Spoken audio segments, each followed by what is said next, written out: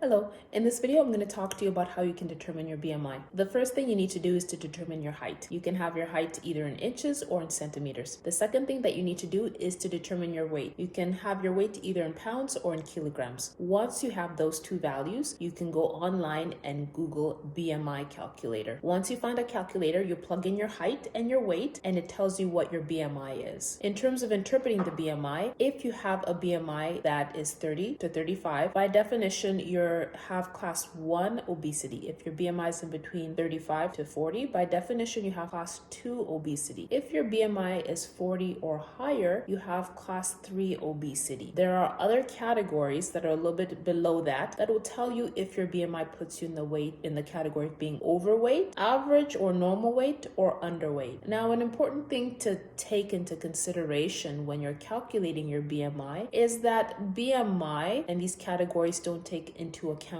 muscle mass. For example, if you're an athlete, say a football player, and you have quite a bit of muscle mass, and your muscle mass compared to your height is fairly high, your BMI might put you in the category of being obese or even overweight when you technically should not meet that criteria. It's just because you have more muscle mass and you actually don't have more fatty tissue on your body that puts you at risk of developing certain chronic medical conditions. To kind of balance this out or mitigate this effect of not taking into account your muscle mass, physicians often look at waist circumference, and there's certain measurements that they look at based on your gender and perhaps your ethnicity to help them determine how much excess fat you might be carrying. The gold standard is actually determining your body fat percentage. It's fairly hard to do this accurate. There's a very specific way you have to determine this, primarily getting your weight when you're submerged underwater. Most people don't have the capability of doing this on an everyday basis so that they can determine their body fat percentage. There are scales that can tell you that they're determining your body fat percentage,